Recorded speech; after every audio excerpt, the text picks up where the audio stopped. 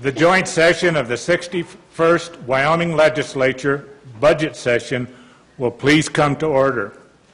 Senator Bebout and Representative Semlich and Korberg will please escort the First Lady of Wyoming, Carol Mead, and their children, Mary and Pete, and His Excellency, the Governor of the State of Wyoming, Matthew H. Mead, to this joint session. The body will be at ease until the sound of the gavel.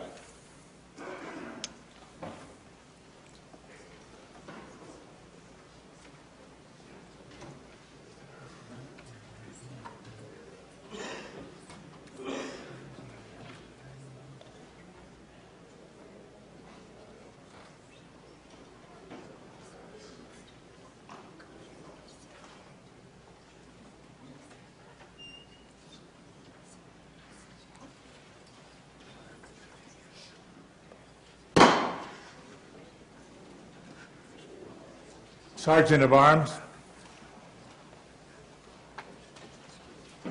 Mr. President, Mr. Speaker, it is my pleasure to announce the following guests.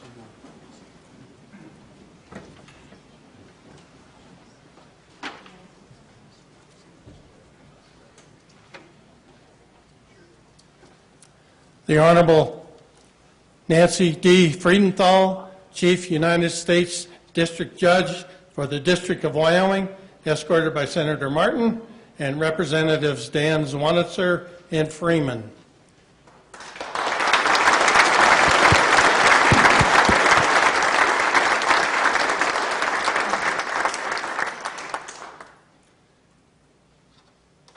The Honorable Clarence A. Brimmer, Senior United States District Judge for the District of Wyoming, escorted by Senator Christensen and Representatives Davison and Bonner.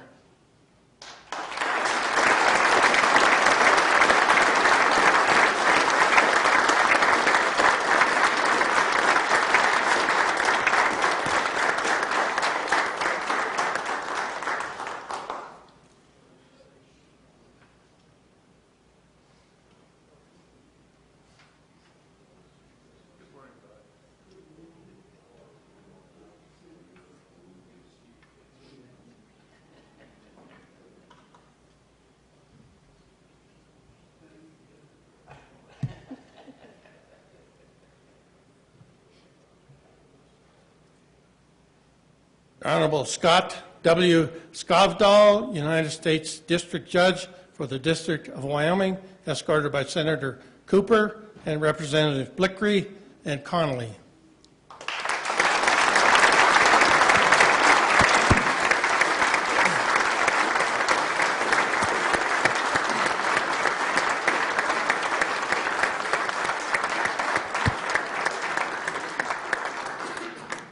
The Honorable Michael Golden, Justice of the Wyoming Supreme Court, escorted by Senator Nicholas and Representatives Peterson and Greer.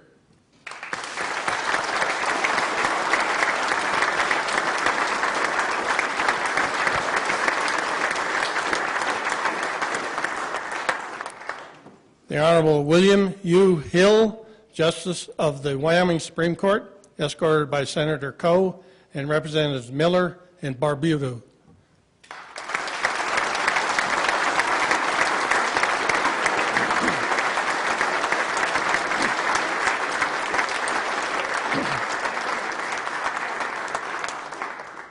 The Honorable Barton R. Voigt, Justice of the Wyoming Supreme Court, escorted by Senator Peterson, Representatives Brown and Petroff.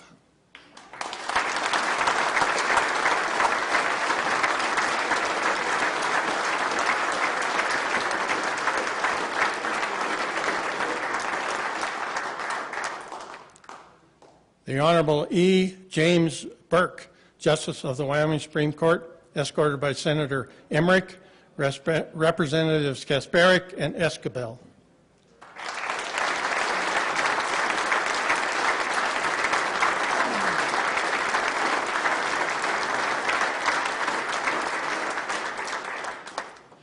The Honorable Cindy Hill, State Superintendent of Public Instruction, escorted by Senator Bernard, Representatives Reeder and Blake.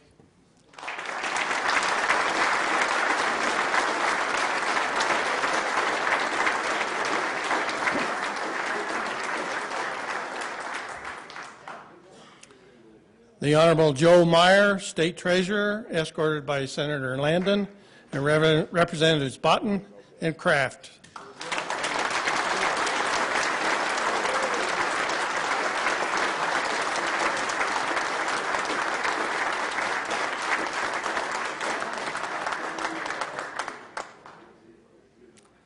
The Honorable Cynthia I. Cloud, State Auditor, escorted by Senator Nothing, Representative Croker, and Throne.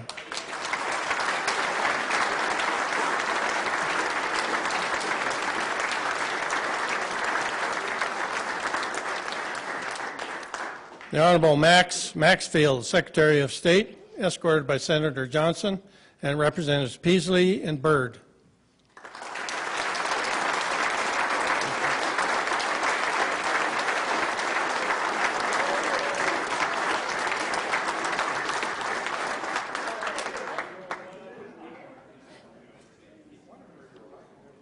The Honorable Marilyn S. Kite, Chief Justice of the Wyoming Supreme Court, escorted by Senator Rothfuss, Representatives Green and Burkhart.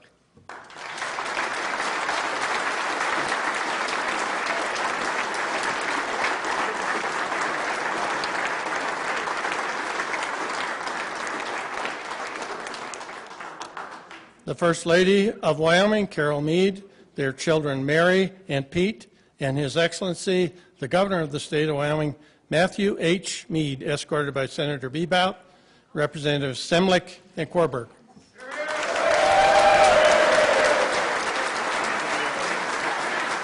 morning. How are you this morning? I'm glad it's over, sir.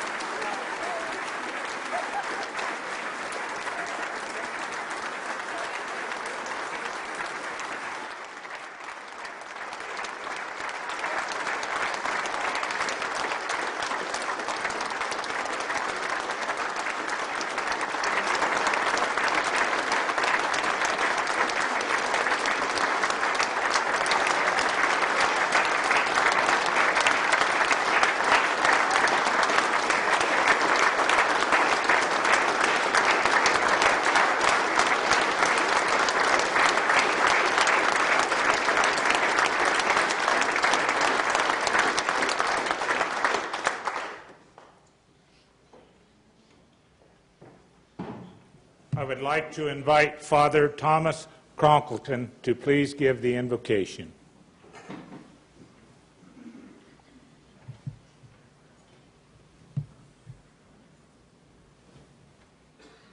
And let us pray.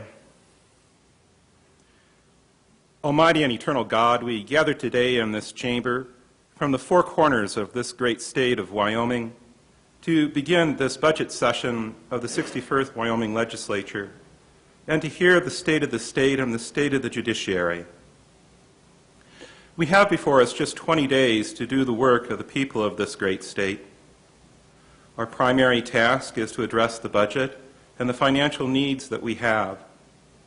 Help us to see the abundance with which we are blessed, so that as we address our needs, we do not so from a view of what we lack, but from the wealth of what we have.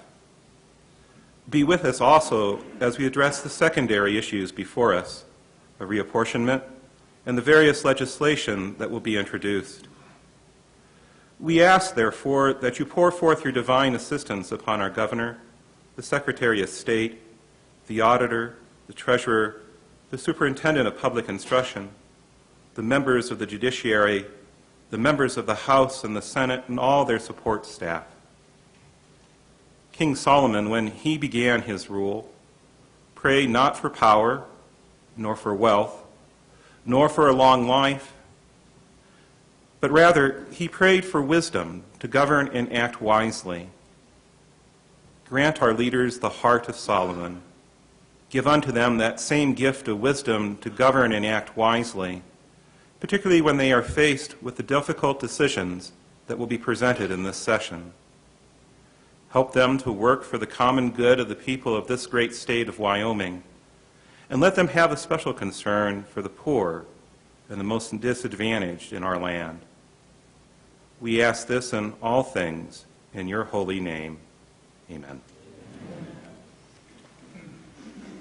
Members of the 61st Legislature, distinguished guests, ladies and gentlemen, I present His Excellency, the Governor of the State of Wyoming, Matthew H. Mead.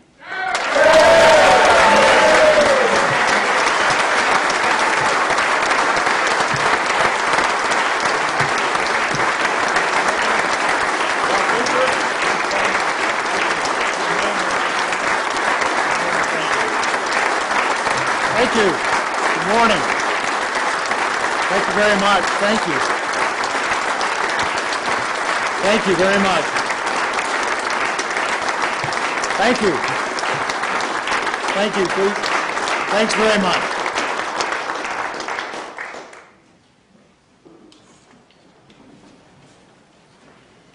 What a wonderful welcome. Thank you very much. I am pleased to have my family with me again this year. As you may recall, last year it was Pete's birthday, and he was so pleased that this didn't end on his birthday this year. He was very worried about me saying that again. Welcome, welcome to my family, Carol, Mary, Pete. Glad to have you with me as always.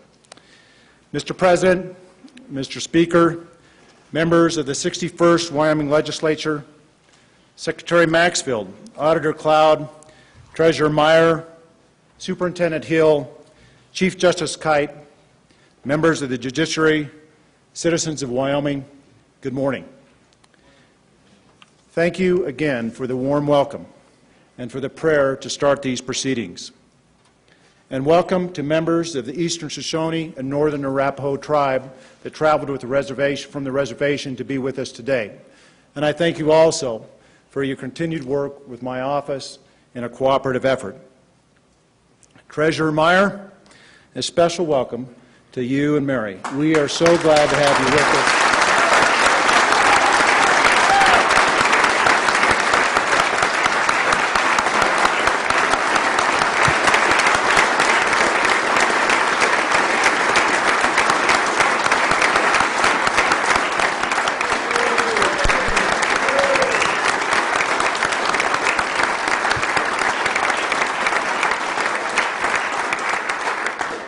We're glad to have you both with us, and we're so pleased about your quick recovery. Some 13 months ago, I had the privilege of delivering my first State of the State address as Wyoming's 32nd governor. This morning represents another first for me, the first State of the State during a budget session. What is the condition of Wyoming? We start with that question. How is Wyoming doing? Well, while other places face extreme revenue shortfalls and severe budget constraints, Wyoming does not. The nation continues to be plagued with high unemployment, still north of 8%. In contrast, while Wyoming's unemployment rate in winter 2010 was 7.5%, it has been under 6% since June 2011 and stands at 5.8% by latest reports. Wyoming is strong in employment. After visiting with Secretary Salazar last February in Washington, D.C. about delays in coal leases, we had 5 coal lease sales this past year, including some record sales in terms of price. We remain number 1 in trona production. We have 70% of the world's supply of bentonite. We are number 1 in coal production. We are number 1 in uranium reserves. And year in and year out, we're either number 1 or number 2 in natural gas production. These resources equate to tremendous value. The total value for minerals produced in Wyoming hit $15.5 billion in 2010, the second best year ever, and up 23% since 2009. Wyoming remains strong in minerals. Tourism, even in lean time, continues to be a strong contributor to our economy. In 2011, record revenues were generated by travel in Wyoming. We have world-class views, world-class recreation, and world-class hunting. Such assets make us a great tourist destination with millions every year enjoying what only Wyoming has to offer. Wyoming remains strong in tourism. Agriculture continues to do well. Livestock prices this past year were a tremendous boost to producers and to all of Wyoming. Wyoming remains strong in ag. Small businesses are job creators. Wyoming, for the past 4 years, has fewer failures in small business than almost any other state. Wyoming remains strong in small businesses. During a time when so many had credit ratings drop, our state's credit rating went up. In May 2011, Wyoming joined only a handful of other states to receive Standard & Poor's highest AAA credit rating. Conservative budgeting and forecasting practices were cited for the upgrade. A report from the Tax Foundation recently put Wyoming at the top, #1 of its indexes of states with good tax climates. We have over $14 billion in assets and can build on savings again this year while continuing to invest in our future success through wise appropriation. Wyoming remains strong financially. Now, you may know that every year a report ranks states to determine how well they are run. The recent report ranking states is good news for Wyoming. Now, this is not due to my work, but rather it is due to the work of the private sector, this legislative body, past administrations, public employees, and Wyoming citizens who commit to remain fiscally conservative. The report noted that Wyoming has the 4th lowest rate of violent crimes and the 6th lowest rate in unemployment. The report also cited the highest percent of our adult population, aged 25 years or older, that are high school graduates. At 92.3%, our state ranks first in the nation. Our strength in employment, minerals, tourism, ag, small business, and financial stability have once again caused Wyoming to be rated as the best-run state in the nation.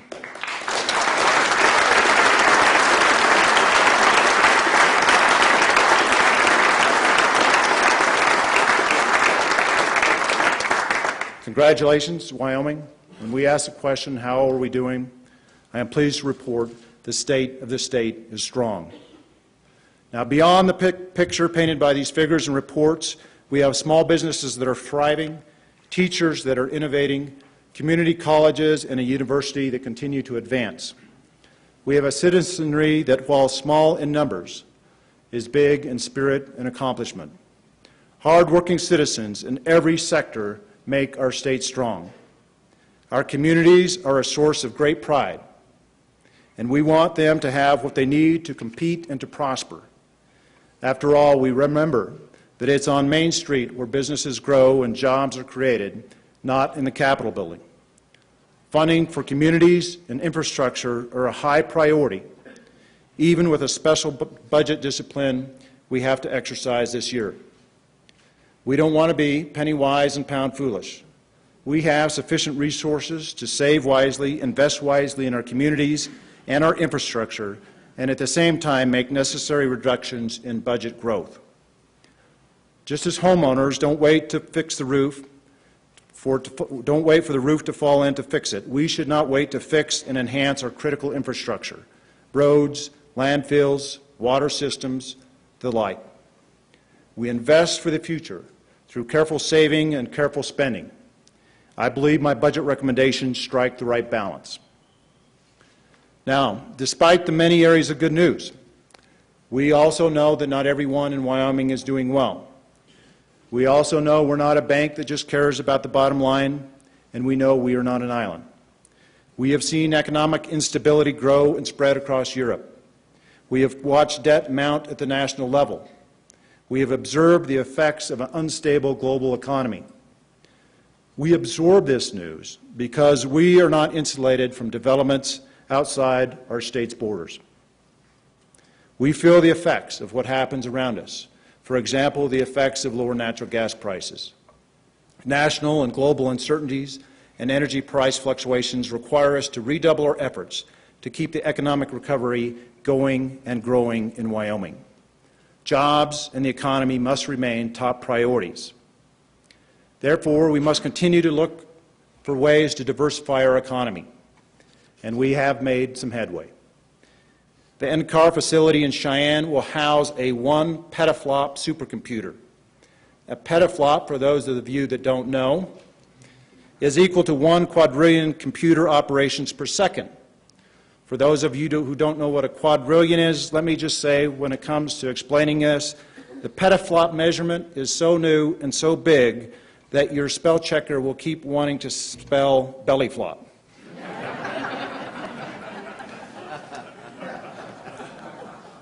From bytes to petaflops, we have come a long way in computer technology. And with the supercomputer, Wyoming is in the thick of things.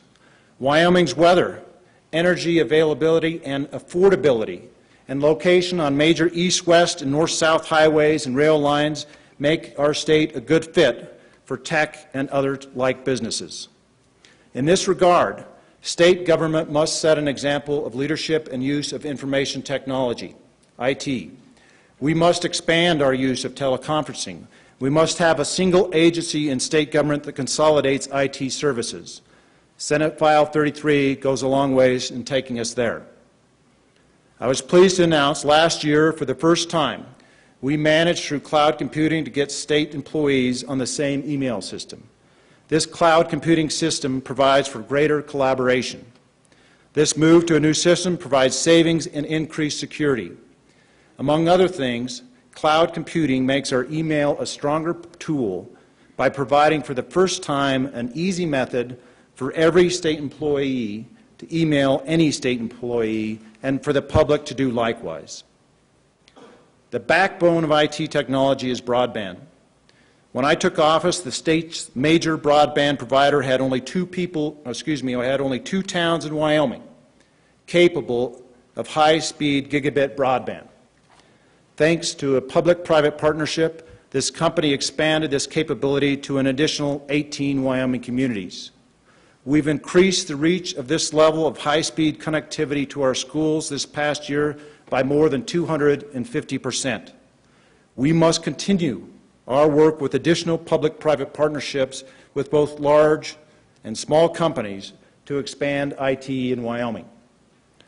To further this effort, I have asked to carry over $15 million from last year's appropriations for recruitment of tech-related businesses and data centers, and I support an additional $15 million. But funding for technology, while essential, is not enough by itself to diversify our economy and build businesses and jobs.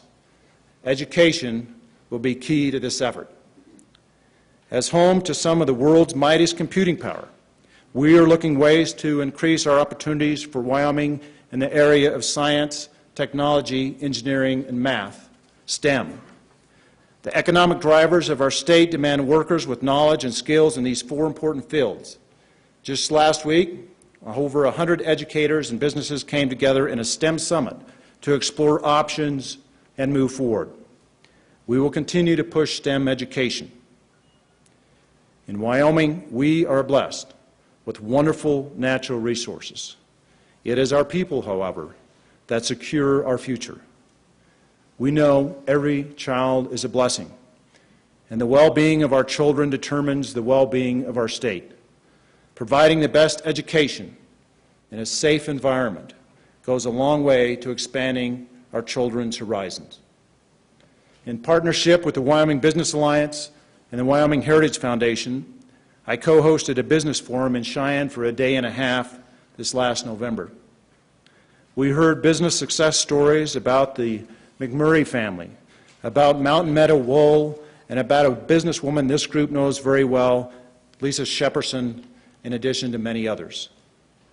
We had national speakers there, and one of the national speakers from Pfizer crafted his speech around a top 10 list of things that Wyoming needed to improve upon in order to lead in economic development. The top 5 items in his list were: number 5, education. Number 4, education. Number 3, education. Number 2, education. Number 1, wait for it, education. As I meet teachers from all over the state, I recognize our good fortune in the quality of educators, and it continues to improve. I also recognize we have not yet got the results that we want. We need to do better. Wyoming and the legislature have shown their strong financial commitment to education. Year in and year out, we have shown that strong financial commitment. We need now to show commitment to a strong and consistent message. Administrators and teachers have grown frustrated with mixed messages, changing ideas on testing and shifting views. The public grows weary of debate without direction. We need a direction that provides consistency. We need continuity that survives elections and politicians that come and go. While education is complex, we should all agree on a fundamental goal that carries forth and drives future decisions. The goal that I seek agreement on is this: Wyoming should strive to have a K-12 system that is second to none.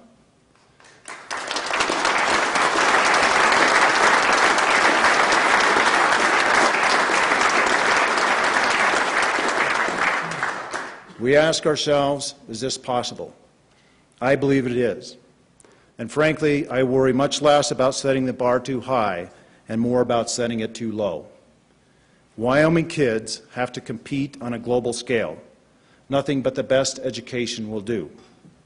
We need accountability in our schools. We need accountability in our parents. And with every decision, all of us should make it known that mediocrity is not acceptable. We don't need to push all students into a four-year university. Career and technical education programs are perfectly viable alternatives. Likewise, not everyone has to go to a traditional public school.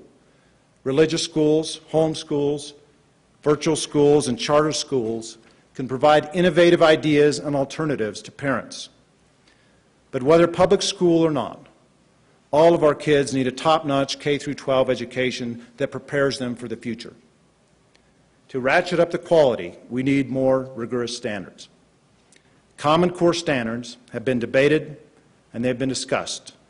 I ask for more public participation and more comment in the process of their consideration. This too has been done. Now is the time, without regard to what federal government may want us to do or not want us to do, for us to step up, refuse to be left behind, and accept Common Core standards as determined by Wyoming citizens. We are not, in doing this, signing on with federal curriculum. These are Wyoming standards. We are signing on to a better future for our children by demanding more rigorous standards. If the federal government tries to steer us in a direction we don't want to go, we can simply refuse. There is no federal hook. There is no federal hook that will push us from Wyoming law or Wyoming standards. Wyoming law and Wyoming standards will control. I believe we have the resources, the talent, and the opportunity to move forward for higher standards. Our education system needs them. Our Wyoming kids deserve them.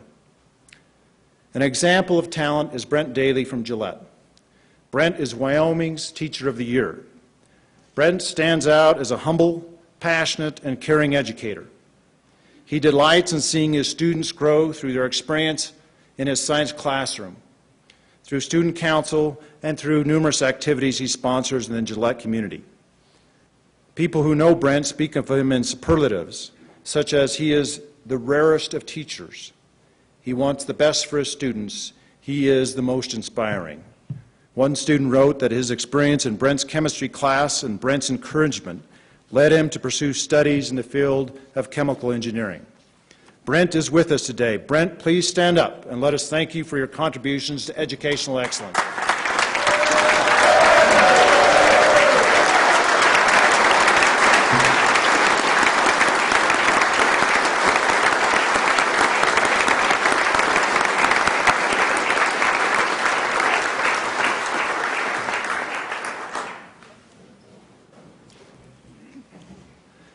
As I wrote in my budget message, the state budget must acknowledge the limits of government. we must be good stewards of public dollars, recognizing that while we may not be able to meet all the wishes of today, we must strive to meet all the needs of tomorrow. The budget I submitted in December was balanced and trimmed our sails. In January, after the report of our Consensus Revenue Estimating Group, Craig, I went back to the drawing board. The January report forecast a significant reduction, about $113 million lower over the next 2 years. The lower forecast was mainly based on estimates of natural gas prices, which Craig revised downwards from $4 per MCF due to the large supplies and mild weather. We should all be aware that natural gas prices have been stuck in the mid-$2 range for some time, and the $3.25 Craig forecast may be overly optimistic. Based upon the revised estimates, I reduced my original budget by about $64 million to take into account the latest forecast. The budget revisions I submitted in January, together with my original proposal, produced a balanced budget, allow for savings, and take a strategic approach to reducing the budget. At the same time, I have not recommended deep across-the-board cuts to agencies. Instead, I used a targeted approach, identifying those areas where we could slow or even reduce growth. Some cuts have been made, but we should distinguish between cuts and reducing growth. There is a real difference. Slowing growth, which is what my budget focuses on, is not a cut. For Wyoming to continue to be strong, we must ask what are those things that have made us strong, and what we must do to nurture those areas. Wyoming has remained strong because we are an agricultural state. Agriculture was key in the creation of our state and remains a part of our rich heritage, culture, and economy. The well-being of our state requires the well-being of ag. Now, I admit a bias in this area, but my bias does not just come from my ag background, it comes from a sense of all that ag provides to Wyoming. Ag does much more than just support ag families. Ag gives a boost to implement dealers, fertilizer folks, local pickup dealers, and more.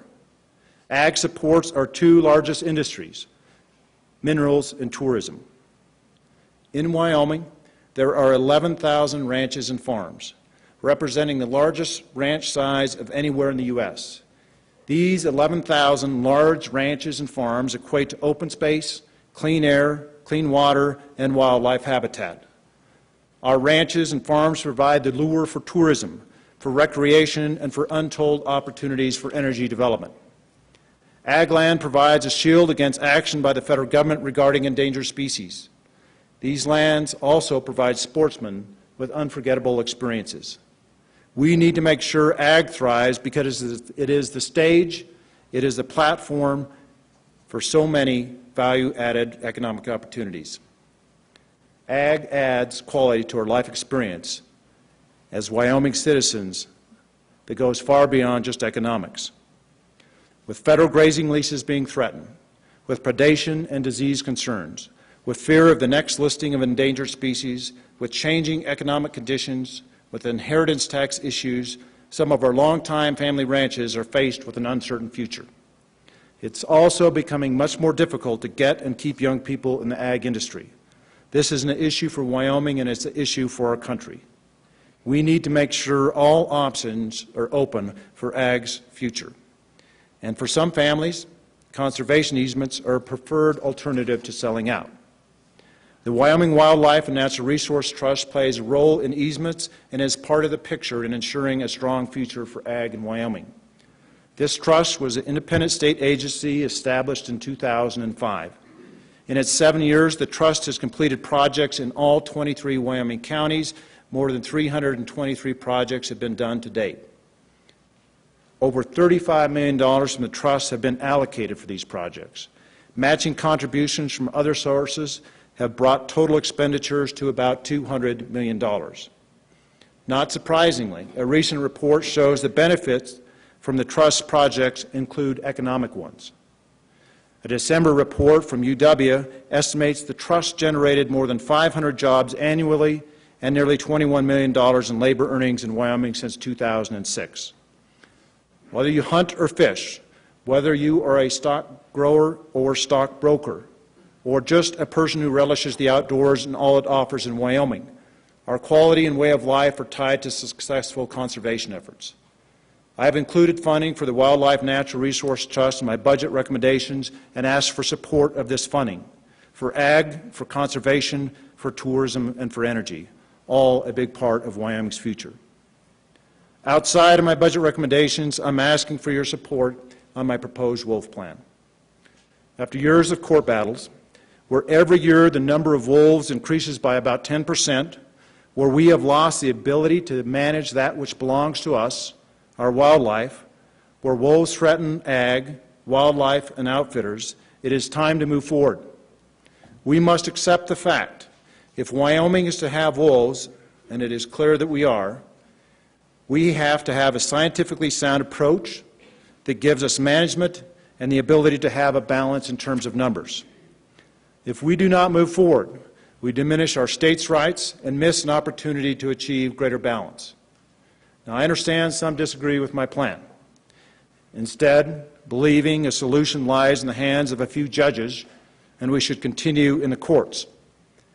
Now, we have made some good and we've made some not so good results in the courts. But no court decision has led to on-the-ground changes. And time is not on our side. Every year we fail to manage wolves, the number of wolves increases.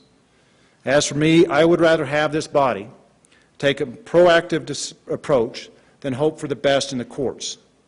I don't know what the future court decisions may be, but it seems less than a good plan to me to it seems less than a good plan to continue into a third decade in the courts, where to date we have not gained the ability to manage wolves, the numbers keeps going up, and the only proven winners to date have been the attorneys and the wolves. Just so we're clear, they are not one and the same.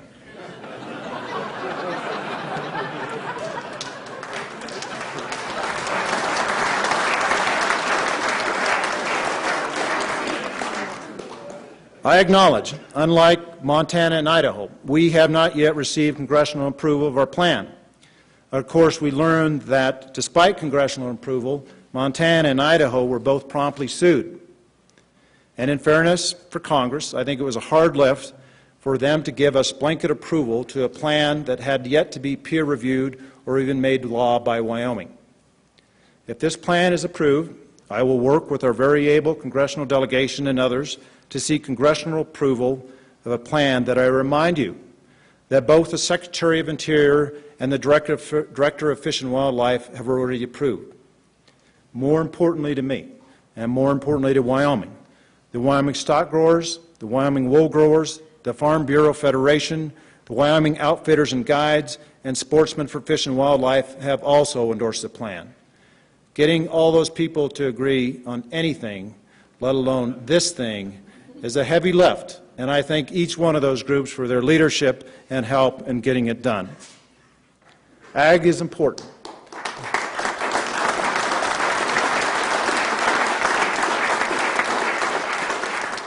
Ag is important to me. It's important to Wyoming. It's important to our country. In addition to all the benefits, collateral benefits ag provides, our country needs the security that comes from being able to feed our citizens.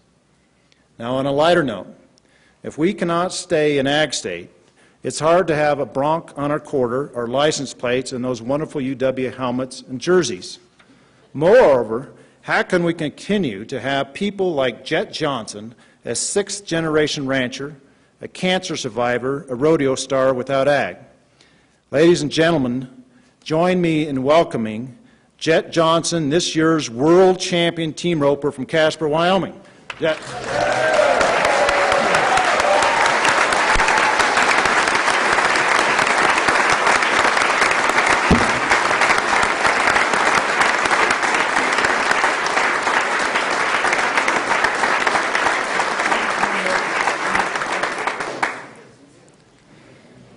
Jet is part of Team Wyoming, and he proved in Las Vegas that there is no one better, no one in the world. Jet, we are pleased to have you here, and you may be interested to know that I, too, was a team roper. But putting the two of us in the same room together is like putting matter and antimatter together. I was the world's best, I was the world's worst, you're the world's best. Congratulations, Jet. Thanks for making us proud.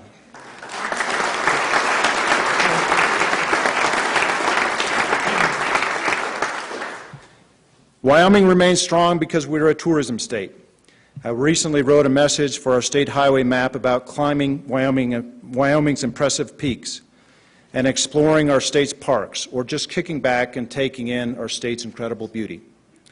Wyoming has so many places and vistas that lift the spirit, satisfy the adventurous, soothe the soul, and our citizens are ready with a smile and welcoming hands.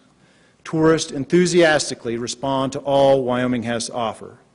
Numerous budget recommendations, for example, for the Tourism Board, Game and Fish, State Parks and Cultural Resources, the Wildlife Trust, Board of Outfitters, directly or indirectly support tourism. I would ask this body for its continued great support of Wyoming's second largest industry. Wyoming has remained strong because we are an energy state. Wyoming is an energy state. More accurate would be to say Wyoming is the energy state. Aren't we proud that compared to all 50 states, we are the #1 exporter of British thermal units, BTUs?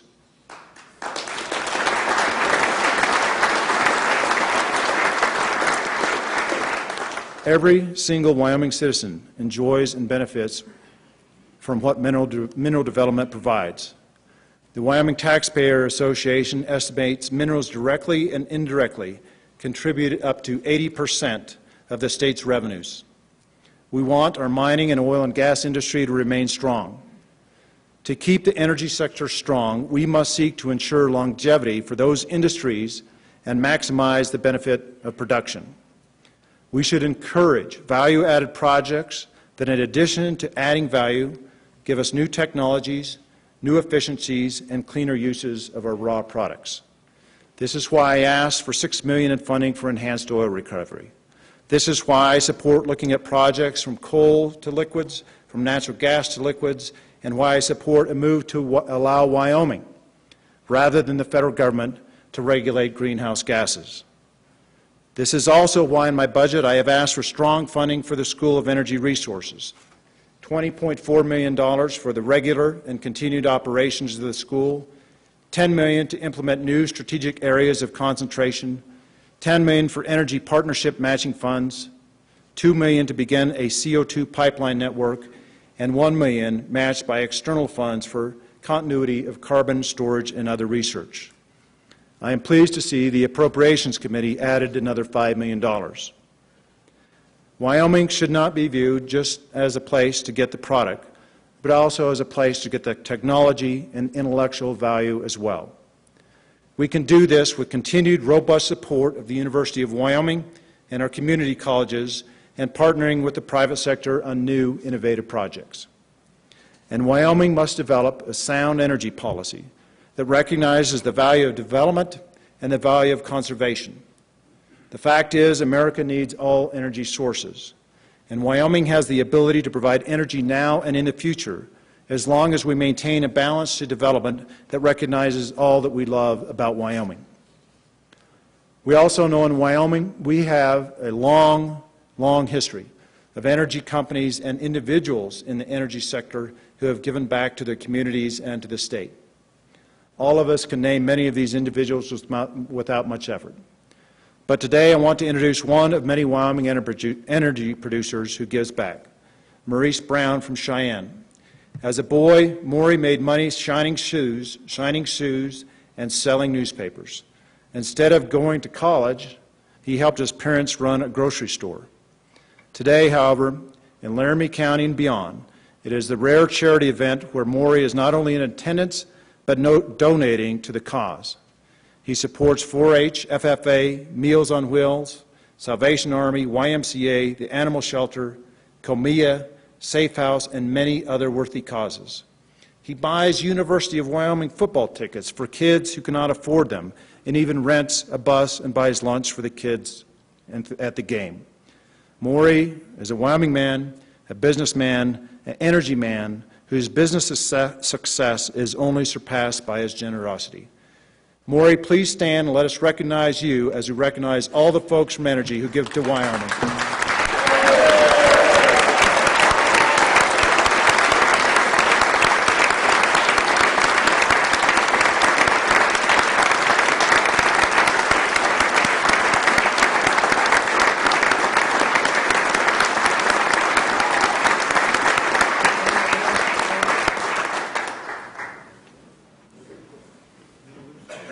Small business entrepreneurs are driving forces in Wyoming and America. Wyoming is strong because of the many small businesses that thrive here. According to the most recent information provided in January by the Small Business Administration, SBA, small businesses totaled over 58,000 in Wyoming in 2009. Based on this report, small businesses represented about 96% of our employers and employed over 64% of our private sector workforce. The SBA reported that these businesses are central to Wyoming's health and well-being. The ingenuity, work ethic, and can-do attitude of those engaged in our small businesses reminds us of what made this country great. In Jackson, Wyoming, Ashley Watson started Mountains of Groceries a little over 4 years ago. For the first year, Mountains of Groceries was a web-based grocery delivery service. Through Ashley's hard work, the business grew beyond grocery store grocery delivery to other services, like custom gift baskets, party planning, and more. As the business has grown, Ashley has kept her customer service her highest priority.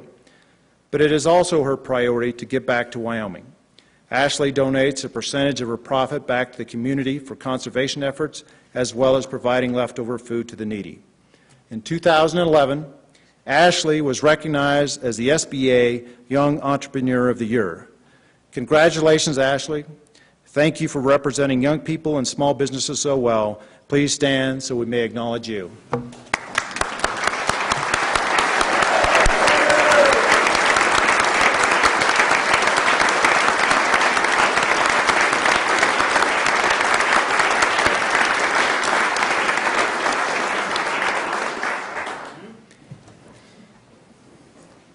For years, Wyoming has suffered from drought. We wished for the drought to end, and we got more than we wished for last year. We had such an excess of moisture and runoff that landslides occurred, streams became swollen and dangerous. Highways were flooded and closed. Agricultural lands were affected, and communities were at risk.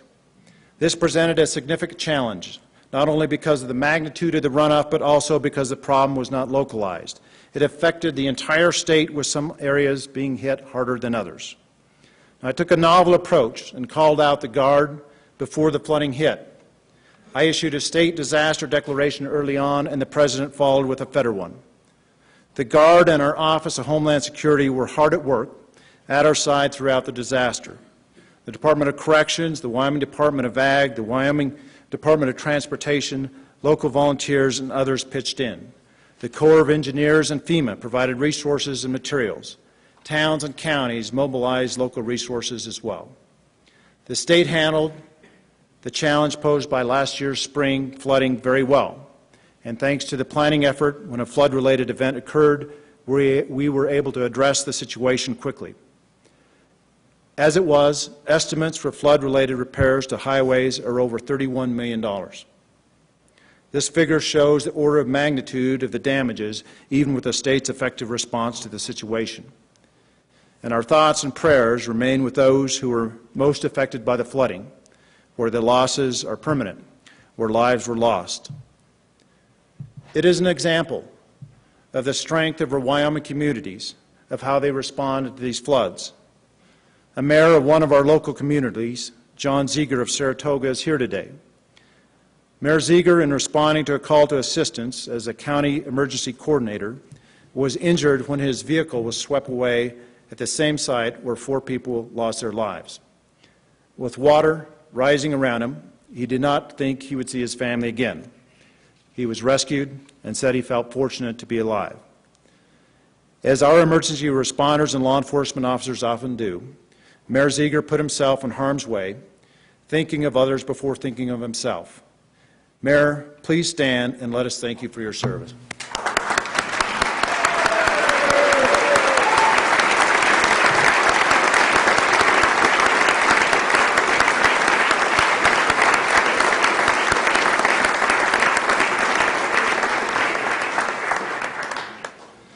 General Luke Reiner, the Adjutant General of the Wyoming National Guard, is another person high on the list of those who give of themselves in service to others. As I mentioned, General Reiner and the Guard helped immensely during the flooding last year. The Guard has also continued to be deployed in Afghanistan and elsewhere, doing an incredible job. And the fact is, no country has ever been better served or made more proud by a military than America. So while we thank General Reiner and the Guard, let's take time to thank all the men and women who have served or are serving in the armed forces. Military, General Reiner, the Guard, thank you very much for what you do.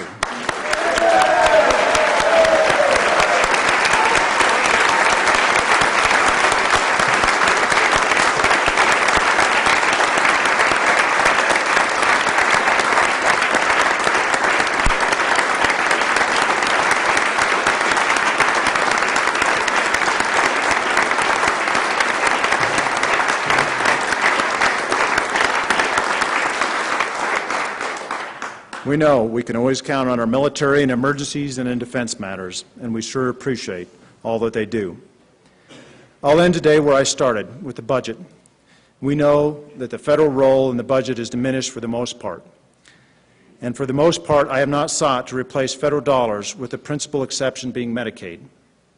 We recognize that the standard budget has more than doubled over the last decade and cannot continue on this trajectory over the next decade. I have made a number of one-time requests for this biennium because such a strategy requires review on a regular basis, reduces the opportunity for creeping growth, and increases transparency. I support $15 million in funding to the Municipal Solid Waste Landfill account. I asked for about $168 million for communities and infrastructure spending for both new construction and maintenance effort. I believe that is one of the highest priorities for Wyoming, for our towns and our counties at this time. I've also asked for $100 million $100 million of new dollars for our highways. I, of course, asked money for savings. But I also recognize that not all issues have been resolved. Additional discussion, additional debate is needed regarding the Department of Health, from emergency detention dollars to Medicaid funding. I also recognize, as there are others debate out there, a legitimate case has been made for raises for judges, janitors, and others. We have to make a decision, and in making the decision on what, if any, raises are given, we must be guided by past considerations given, sustainability, and fairness. I also ask for your support for the Pavilion Water Solution effort and for worker safety. As we work through all of these issues, I remind you that my door remains open. I want to say it has been such an incredible honor to serve the state this past year. Carol and I and our children, Mary and Pete, have met so many gracious, interesting, talented people. We've attended so many wonderful community functions, and we feel blessed to have the opportunity to serve as Wyoming's first family. Wyoming is on the right track. We are a state that has proven we can still guide our future. We can solve our problems better than Washington can, and we can do it in a way that is better for Wyoming. We will produce a budget. We will produce a budget, something that has not been done in Washington in over 1,000 days. And we will produce a balanced budget, something not accomplished in D.C. for far too long. I have mentioned that we are the best-run state. We must make certain that Wyoming's legacy does not only have the title of the best-managed state, but that every child, every family, and every business is managing the best, doing the best. Working together, I know Wyoming can continue to be the best both in title and in reality. Thank you, and may God bless the United States and this wonderful state of Wyoming.